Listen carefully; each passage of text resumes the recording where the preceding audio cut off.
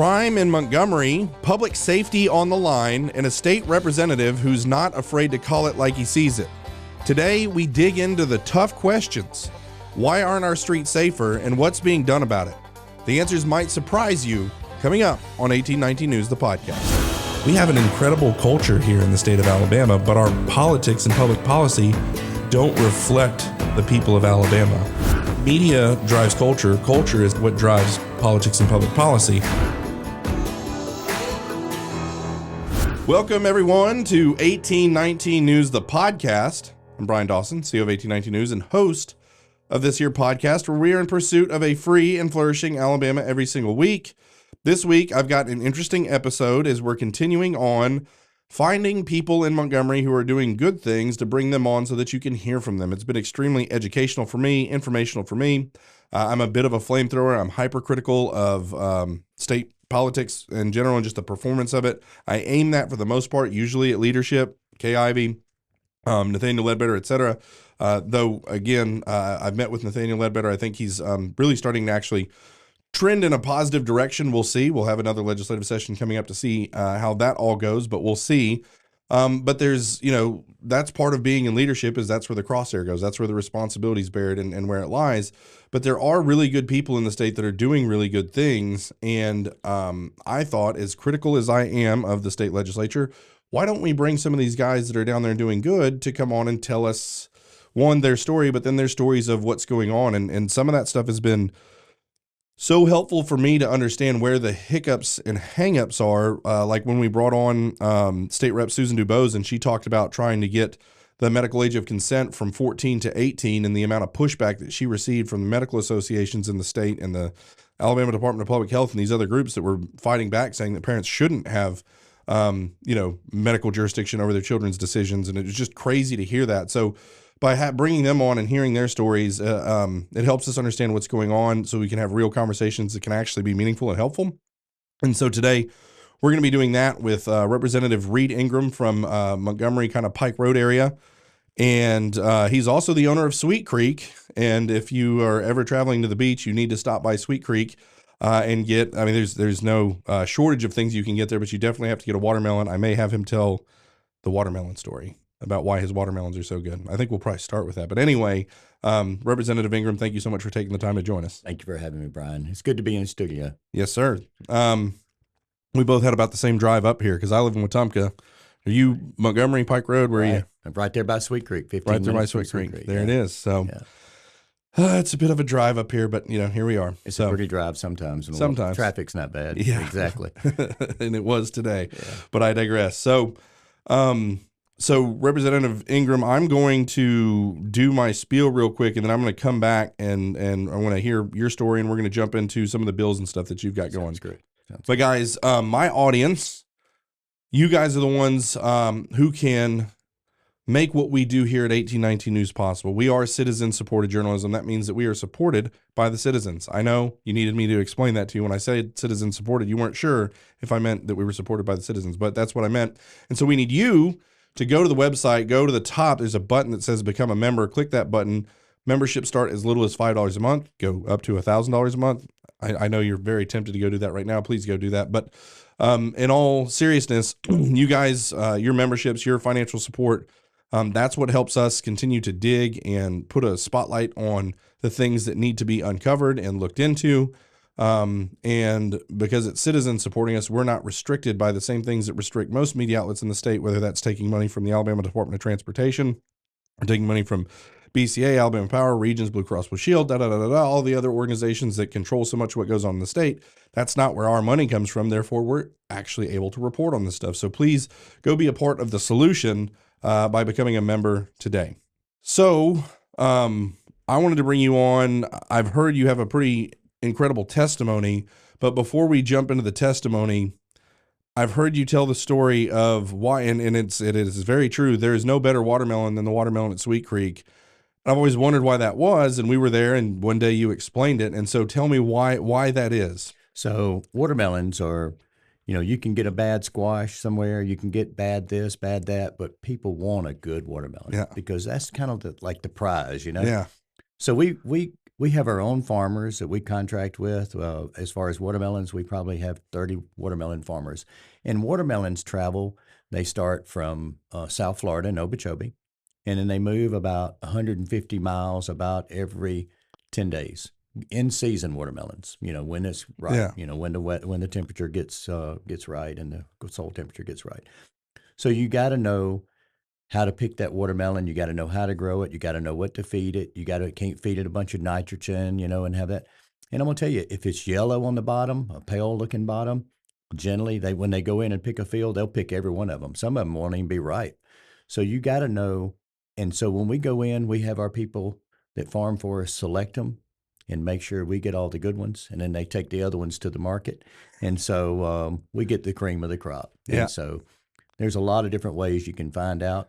When you go to Walmart, generally you're getting the run, Yeah. of whatever the field run, what they call a field run, and all of ours are number ones. So Pick we of the try to litter. Yeah. And man, it's good. And where I think a lot of traffic you get is people headed down to the beach. You're right there on the way, kind of down to the beach. I live in Wetumpka. We come see you every week. We get an assortment of things from you every week. We love being there. It's a great place for the kids to play and all that stuff. So it's a really neat place. I encourage you guys to go visit Reed there.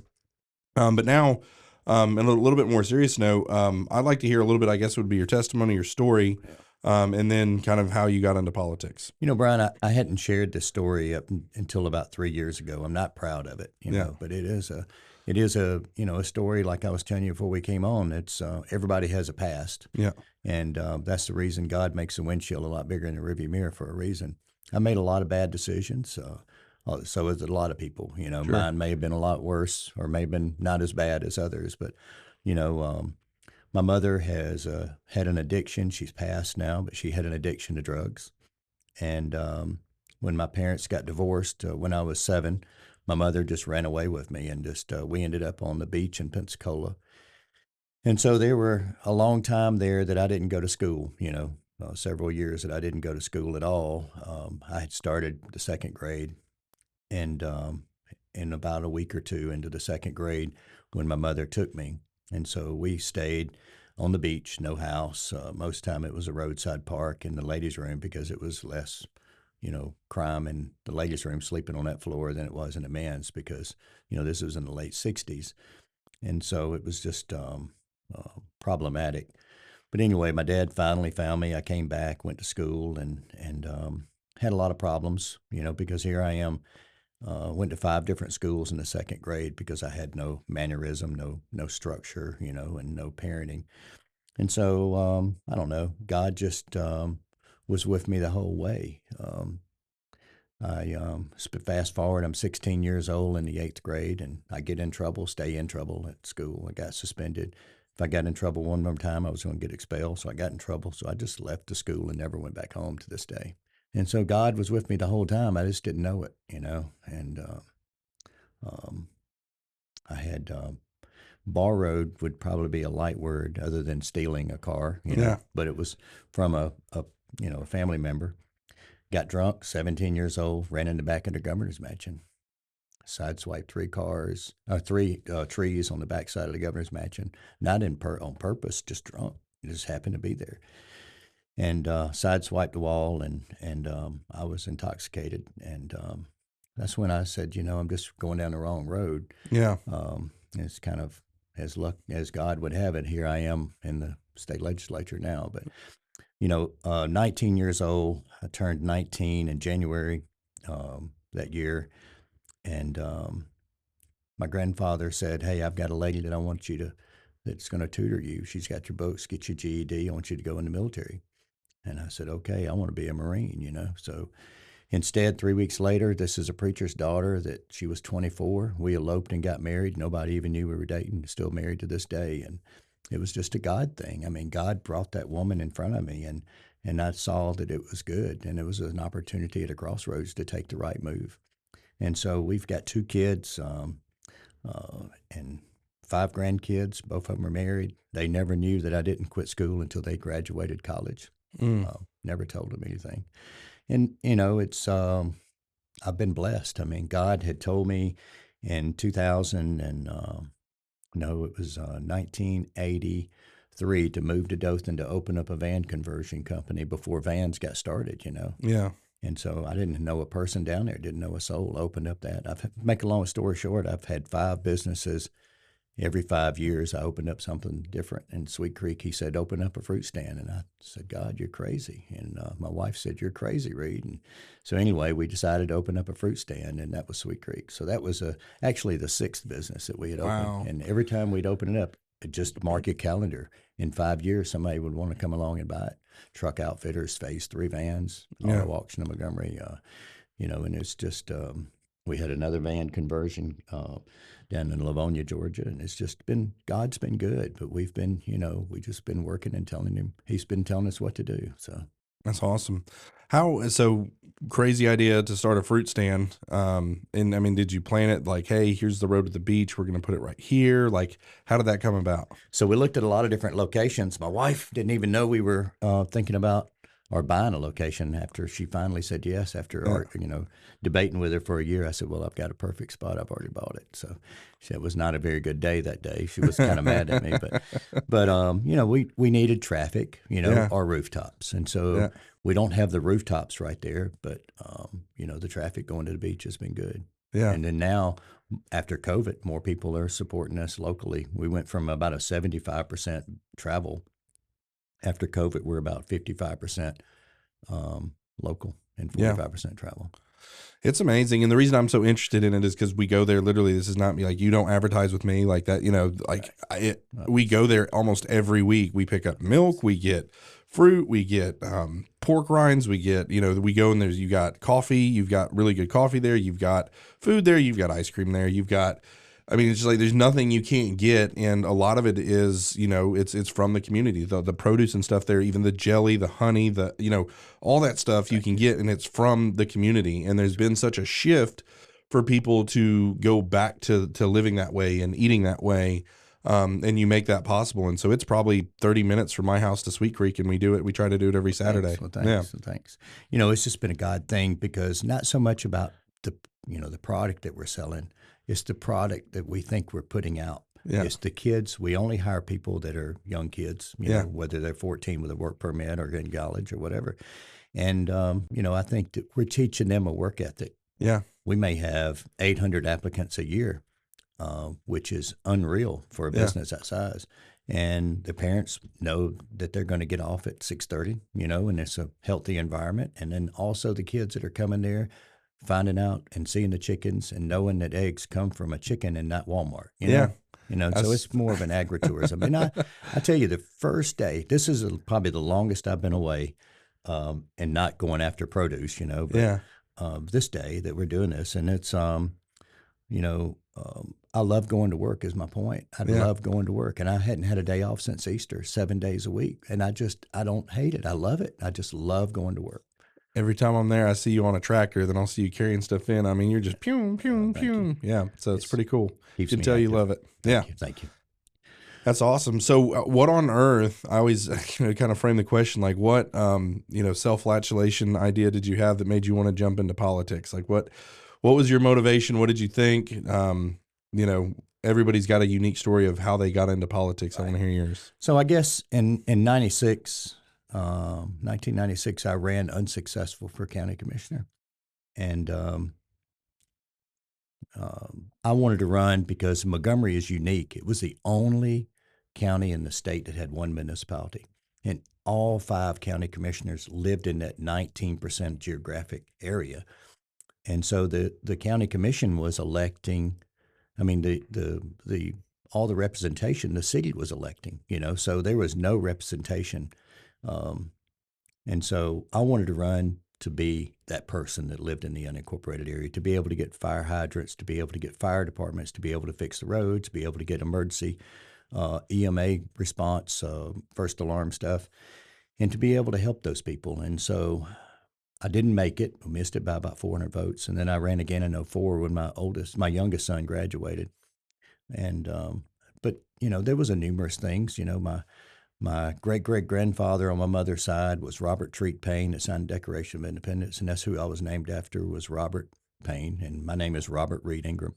And so, I don't know, God has a roadmap, and I think that he just planted that seed.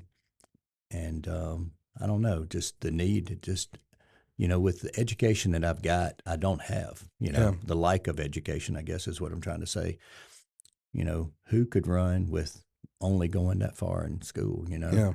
And, but I don't know, I've had to learn the hard way on a lot of things, and I'm pretty thick headed.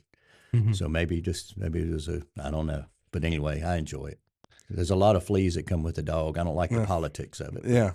So you were county commission, and something, just a total side note. When we're recording this versus when this is going to publish, it's probably going to publish several weeks after we record it. But today is the day after the municipal elections, right? Right. And something that was very exciting to me is watching the level of energy that we've seen in national politics begin to trickle down. It didn't even necessarily show up in, just a landslide turnout or whatever, but just the energy and the conversation around some of these municipal elections, these city councils, these mayors, that I have never seen before. And so I think that's really interesting. And there really is, I believe all politics is local.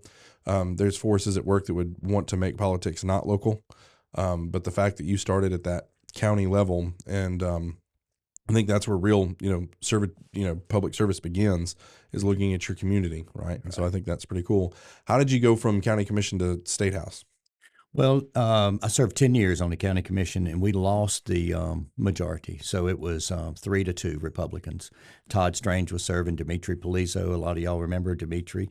But when we lost that majority, and then the stars kind of lined up, Greg Wren was in, but he had got indicted, along with Mike Hubbard, and a couple of the other ones. Of course, Greg Wren was acquitted, or plea deal. I don't know what the deal was, but I decided to run in that position against him, and he decided not to run.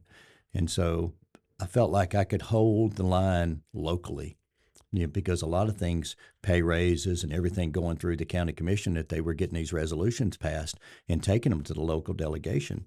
I figured if I could just step back to the line, the big line, and hold that line, and that's where I've been. That's the reason I ran in 14.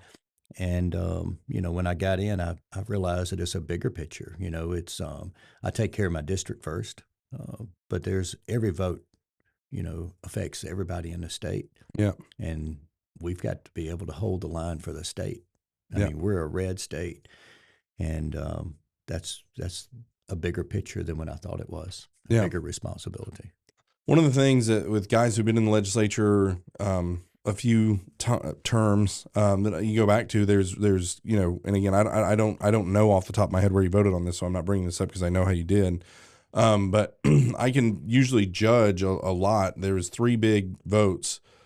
Some of them there was an issue that we voted multiple times on, but it's the same issue. So I guess there's 3 big issues. You had the gas tax, you had the medical marijuana, and then you had Gaming. Gambling, and there's been multiple gambling pushes. But you can go back and kind of see that there's a solid group of people that were no votes on all those things every time, that kind of make up a good portion of the ice. Were you a no on all of those, or were you yes on one? Can we no take on 2 out of 3? Yeah. Yeah, take 2 out of 3. Yeah. So I was a yes on the gas tax. Okay. And let me tell you why I was a yes on the gas tax. I've been in the car business forever. Yeah. Grandfather, Jack Ingram Motors, we've been in it since the 40s. And so I know how gas is. I mean, cars are getting more economic developed. Better gas mileage, Sure. may as well say. And the electric car was getting off to a good start, unfortunately. I'm not a big fan of electric car. Me neither. But they're a lot heavier, Yeah. so they're beating up the road.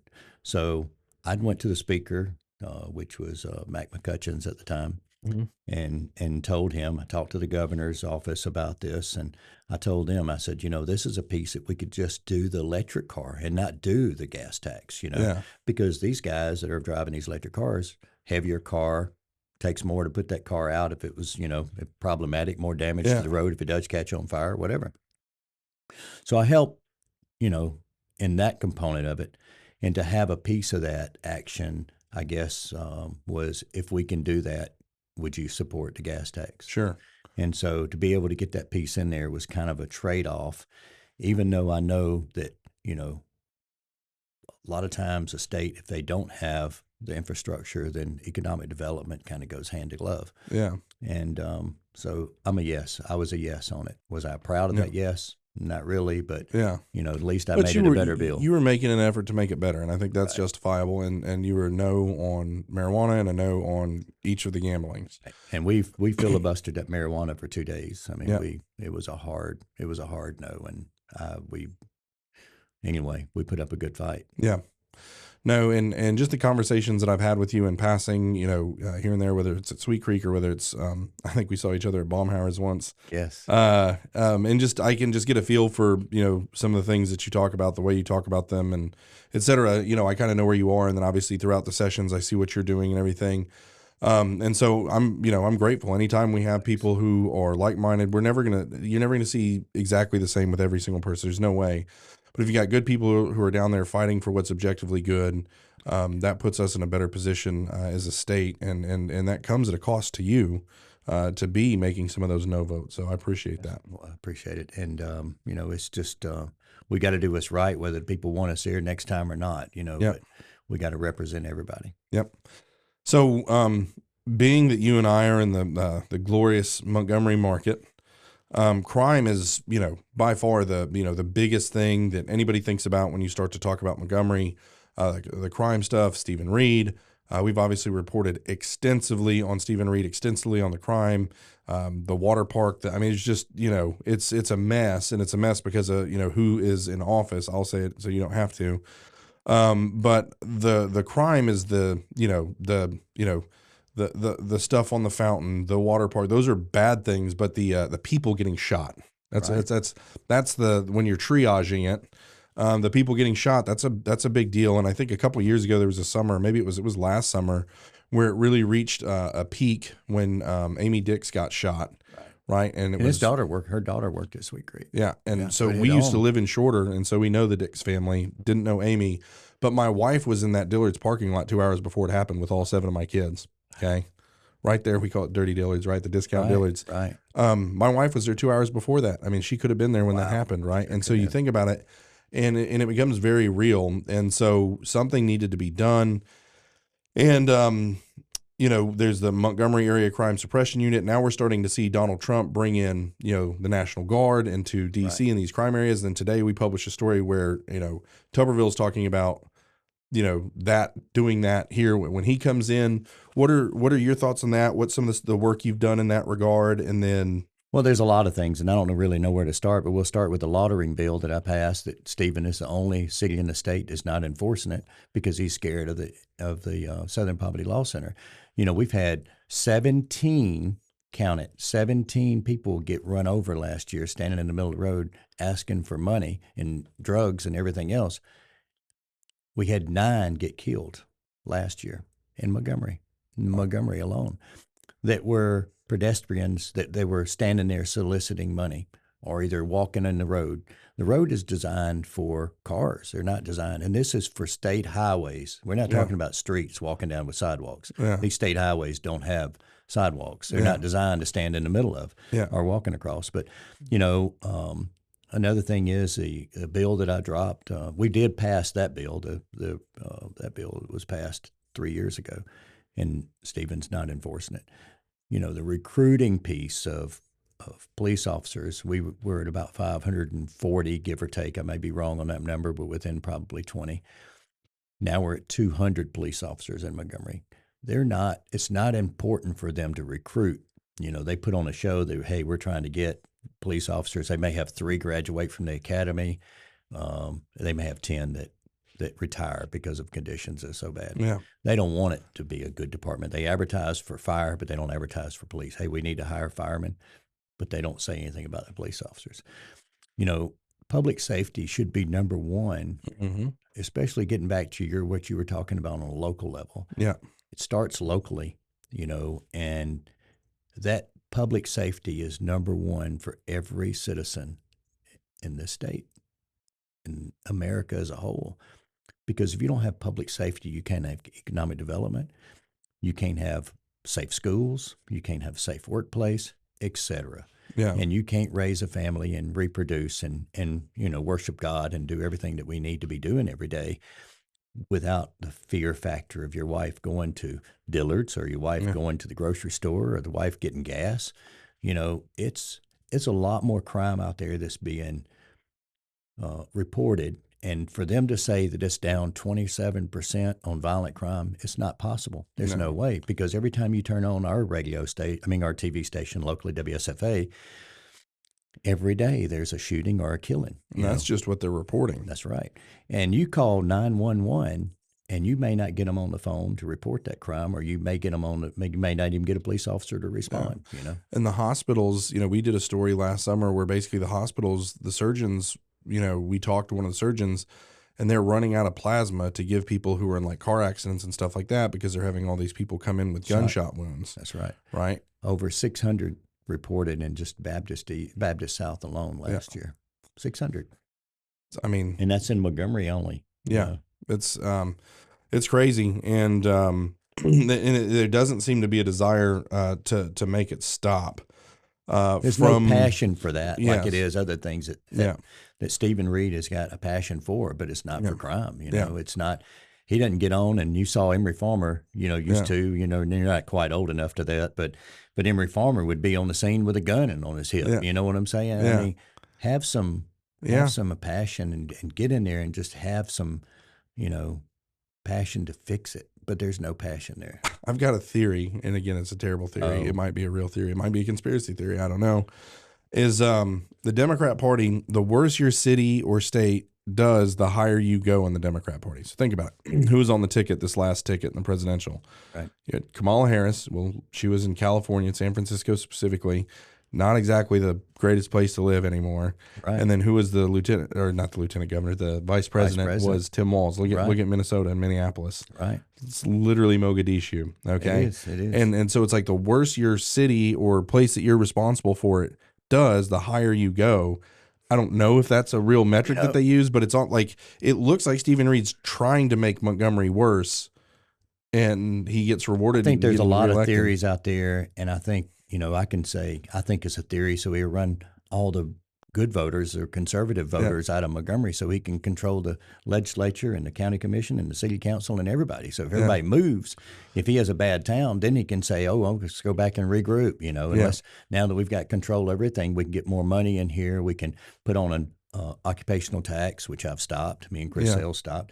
We can stop him from taking over the airport, which he can get more money if he hires the contractors and does all that. He wanted all the appointments on it. He wanted all the appointments on the water authority, and you see what that did in Jackson, Mississippi. Yeah. They just want to run everybody out so they'll leave and go to Pike Road or Elmore County or Wetumpka, where you are, so that, they can control everything. And then they get fat cats that way, Burn it to the ground and then rule over the ashes. That's right. That's my theory. But I think there's a lot of different reasons out there that they do. I think one of your theory is very... Mine is kind of a silly theory. I don't know, but it's just like a weird thing where it's like, why is it that they're rewarded? Like the worse they do, the higher they get. Very bizarre kind of inversion of what you would think. If you're running a ministry or you own a business, my guess is that you've been thinking about starting a podcast for a while now, but for various reasons, it hasn't happened yet. Send me an email. I need to personally connect you with Yonder Child Media. They built this studio in 2 days and tackle all of the production. I just come in, start talking, and leave. It's that easy. They do everything else. Whether you want to record at your business or a home office like they just built for me, you come in, start talking, and Yonder Child will do everything else. Send me an email. That's going to be BRYAN, Brian.Dawson, DAWSON at 1819news.com, and I'd be happy to personally connect you. Another thing that you said the word airport, and I immediately, this has no bearing on anything. This is just me complaining and griping. Right. Have you been to the airport lately and tried to get your bags? I don't fly to Montgomery. I probably should, but I fly to Birmingham. It's a short drive to get in and out and get my direct flight. Every airport in the world has the little carousel that you put your bags on, and then it goes around and you pick your bag up off the thing. They don't have that at Montgomery. You got to just go pick your bags up, right? And they got dudes that just throw your bags out.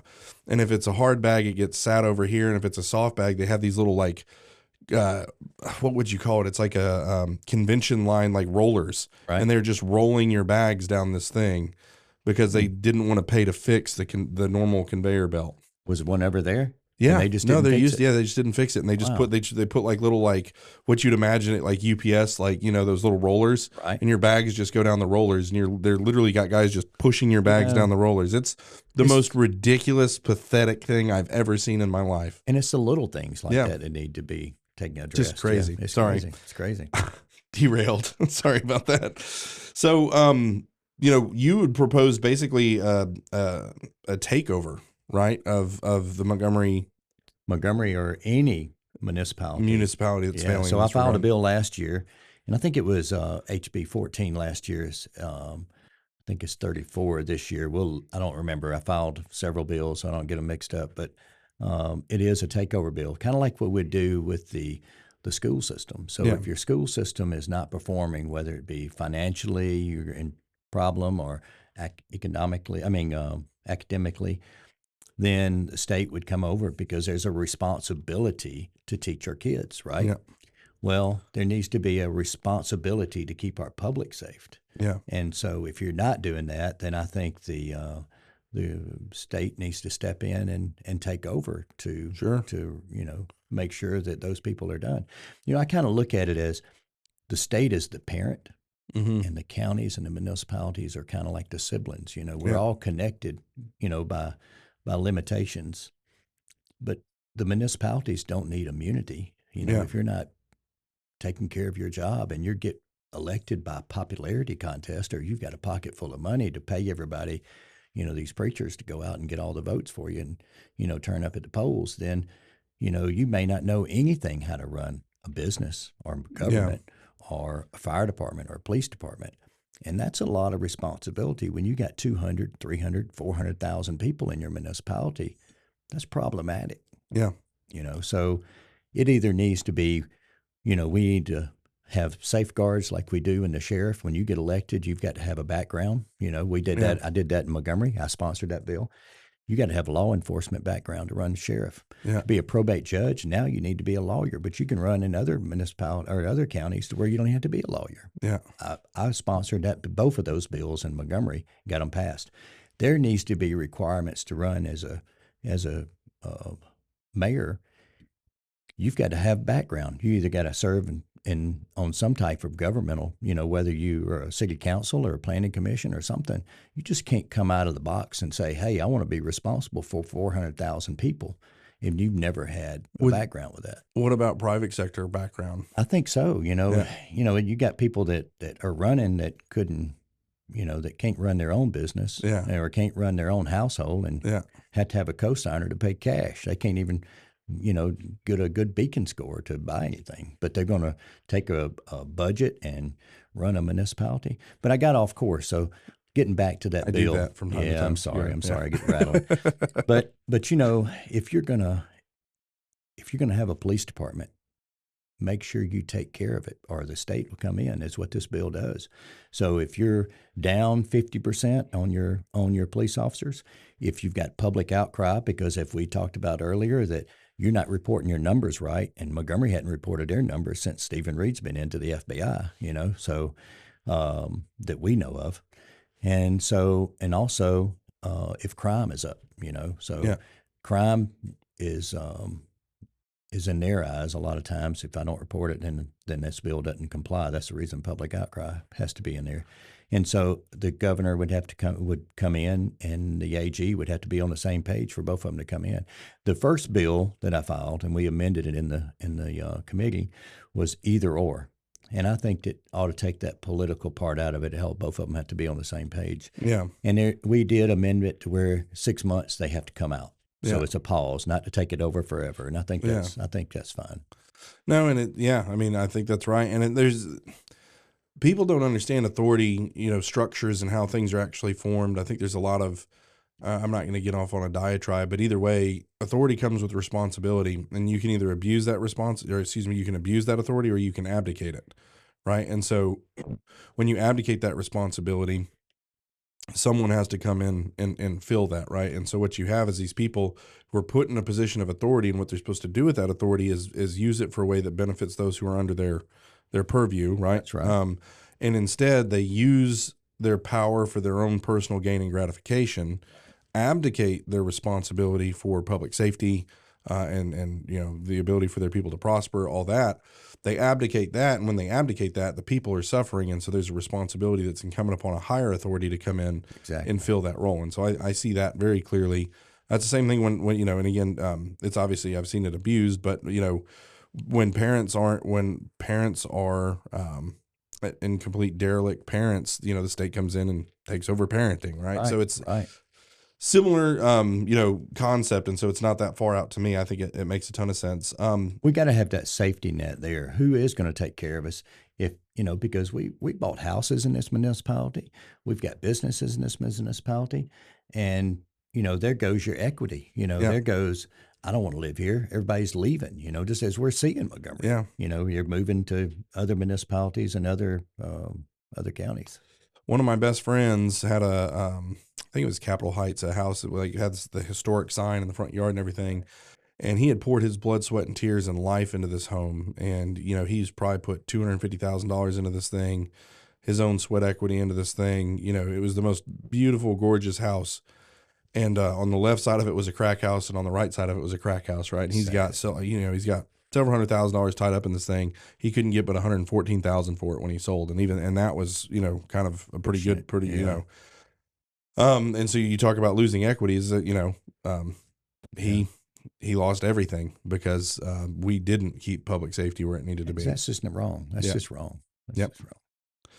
Another conversation you and I had prior to jumping in here was life expectancy in the state of Alabama and how that coincides with public subsidizing of food and SNAP and solutions there. Yeah, and I kind of stumbled up on it. We can find this stuff on the internet if we're looking for it, but we're always trying to take care of other things and look at other things that's in front of us. But life expectancy, when I did the research or had one of my interns working on this, we found out that the life expectancy, we're the third worst in the country, state of Alabama.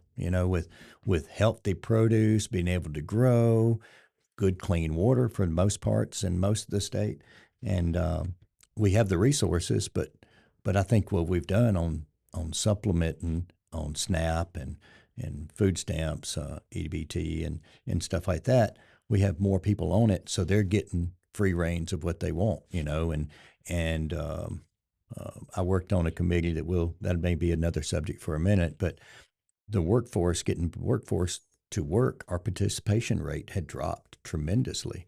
And so the participation rate, if you feel bad, we were at 47%. If you're from 21 to 65, we were at 47% of the people participating in the workforce. That's horrible. We were the third worst, fourth worst in the country. And so if you feel bad, you're not going to go to work. If you start feeling sick or you're not healthy at 65, you're going to retire when you have to, So that's kind of a problem that we've got for this state. When you're the third worst in the country on life expectancy, it's a problem. And so I brought it up to leadership, and they've set up a committee, and we've been working on it, and hopefully we'll have some legislation in this next session in January that we'll be able to bring to the table I've already pre-filed one of the bills to limit SNAP, what you can buy. You can't buy a candy bar, you can't buy a soft drink on SNAP. You won't be able to buy energy drinks or pre-prepared desserts such as Twinkies and honey buns and that kind of stuff. So a lot of this stuff is like dyes and high fructose corn syrup is really unhealthy for us. Yeah. That's the reason you see people walking around that are so fat, they eat all this junk, It's really bad for them. Yeah. There's a very popular song that came out a couple summers ago by Oliver Anthony. He was talking about basically just the beating down that the working class has taken and basically the government's involvement in it, rich men north of Richmond. He says if you're 5'3" and you're 300 pounds, taxes ought not to be paying for your pack of fudge rounds. And I think I agree. I totally agree. I like that. But, there is too much government overreach. Yeah. And I think the government overreach, you can see it on both sides now. Government overreach to give you so much and government overreach to take stuff away or restrict you.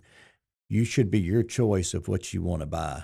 Yeah. Get off your ass and go to work. Yeah. Buy whatever you want. That's right. Yep, that's Excuse right. my language. That's okay. No, Yep. that needs to be said. Yeah.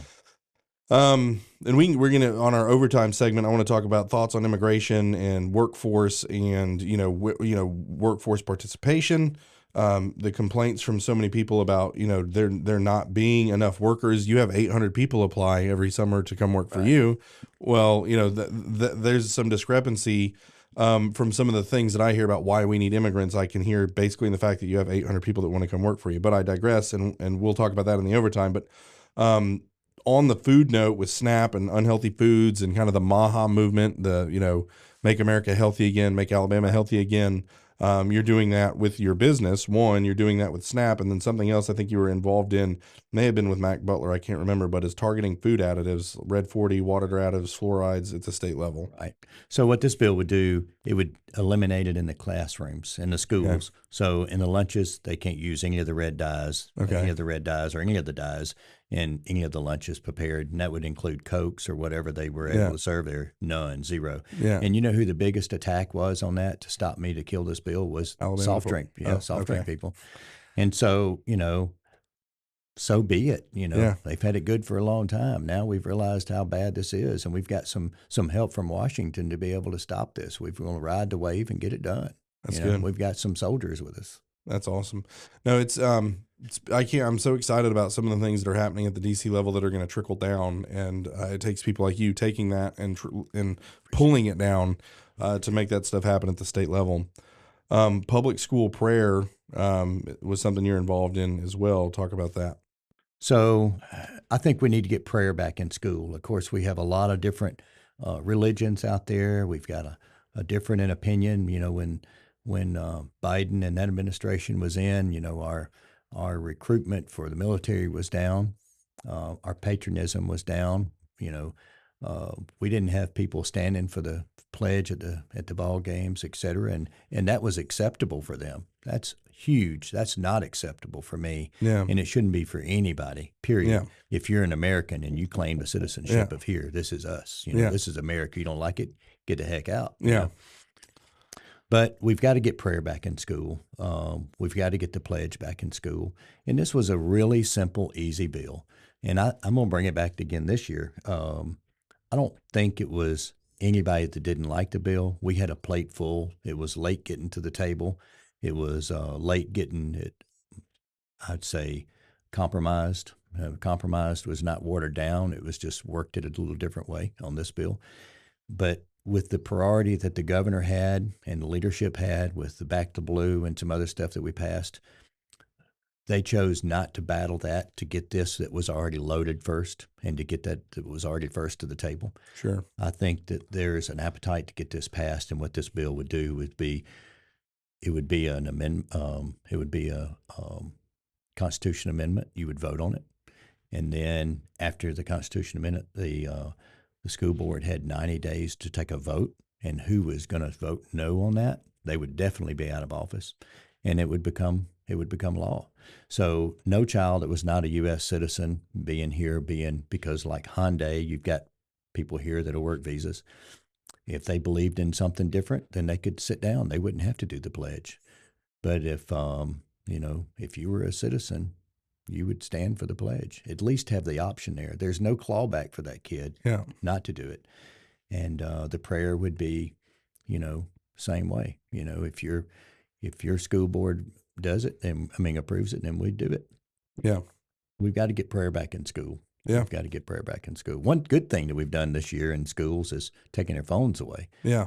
So that's good. Yeah. I had Emily Jones on to talk about that. She's a Moms for Liberty. We talked quite a bit about that. I think that's great. Last thing before we wrap up, just wanted some clarity on the kind of illegal aliens being allowed to attend Alabama colleges and universities bill. I took a beating on that. Yeah. And I knew that I would. Yeah. But there's another side to a coin. You know, I'm all supportive of closing the border, getting the people the heck out, sending them back. Yeah. We've paid, the taxpayers unfortunately paid for them to go K through 12, right? Yeah. We had no choice. Yeah. And it happened. Now that they want to go to college and pay for it themselves, no government money, they want to pay for it themselves, and that's what was in this bill. They pay. Yeah. than let them pay to go to college until we kicked them out. You know, a lot of them are working on their citizenship, and that's great. A lot of them are dreamers, you Yeah. know. And so I'm not talking about the ones that just came over the border that's never been Yeah. here. This was grade certain. They had to be 5 years in or 4 years into the public school system already or had graduated from that. Yeah. This wasn't somebody that came over the border. We're going to let them go to a college. Sure. This had to be a past Yeah. where they spent, we've invested in them and put money into them. Why not let them go to college and pay for it on their own to contribute while they're waiting on their citizenship? Sure. Yeah. Does that make sense? No, it makes total sense, and that's why I wanted kind of clarity. Is just like, where were you coming from on that? Obviously, the huge inertia right now is on, you know, against illegals on everything. I'm very much on that, but that actually makes sense from a standpoint of, well, we funded them for 12 years of education. They can give back now. And that came out of that committee that I headed up, that the speaker put me on to find little loopholes. We had found a college in Mobile, or a community in Mobile that was coming to pick them up and taking them to Pensacola, but Pensacola lets them go. I mean, Florida lets them go. Yeah. And Alabama doesn't. We're one of the few states that don't allow them to go. And most of them are red states that let them go. Yeah. And so they would come pick them up. They'd go to school in Florida, college in Florida, and then they would land jobs in Florida. Yeah. So in Mobile, there were so many of them going, and that came from a representative out of the Mobile that wanted to bring that bill, and then she got scared, and I said, I ain't scared. Yeah. I'll stand up for you, you know. So Yeah. And I mean, I see both sides of it. Now hearing where you're coming from, I see where you're coming from. Now Trump just came in and said he's going to let 600,000 Chinese immigrants come in and go to American universities, and it's just like, what in the world? So, well, colleges will go out of business if we don't do that. And it's like, well, freaking let them, you know. You know, Huntsville got a big start back in, where was it? Was it World War II, when they brought all some of the Germans in that defected? Yeah. And, you know, they let them go to college, and a lot of them, you know, landed here. That's how some of the German towns in Georgia and Alabama ended up. I will take the hit on this one so that you don't have to. There's a lot of difference between bringing Germans and Haitians in. I agree. So, I'll share that. Yeah. I'll share that with you. I'm with you 100%. So ability to assimilate matters much. I think just we need to revamp the whole system. I think the way that Trump came in with send everybody back, send everybody back, send everybody back, I think that was the energy that we needed to start with. Oh, by no means. All the way. Knowing that there was going to be exceptions and everything else, but we needed to get the level of energy up to say, like, look, we can't get sick to our stomach when all of a sudden we see a bunch of illegal aliens getting handcuffed, put on a C-130 to be parachuted back into their third world crap hole. We can't have soft, weak stomachs about that. So I think we started with good inertia and good energy, but there really are real situations where you had people who came over here that when they were 2 years old, they didn't make the decision to cross the border. Right. They're now perfectly English. I know people like this that are perfect English-speaking people who've completely assimilated. They wave the American flag. They have zero loyalty to their homeland, quote-unquote homeland. Like, America is their homeland. They've completely assimilated. They're producing. They're not consuming, right? And so you're looking at what is it that lets people stay or go, you know, speak English, right? Speak English, assimilation, effort and effectiveness at assimilation. Are you producing or are you consuming, right? Is the government funding you or are you funding the government, right? Are you a liability or are you a criminal, That's right? You know, and you look at those things, and if a person speaks English, is fully assimilated, is producing and not taking anything from the government, and is not a criminal, then at that point you need to put them in their own, which was what we've done with the Dreamer or whatever that bill was. We've done, okay, that's fine. We can come back and have this conversation later. But for the meantime, we've literally got 30 million people, 30 million, and that's probably a conservative estimate that came in the Biden administration. Those 30 million have to go back. They got to go. We're not talking about the Dreamers. We're talking about the 30 million, right? And so, and again, they went to the places, the CHNB, Cuban, Nicaraguan, Haitian, and Venezuelans.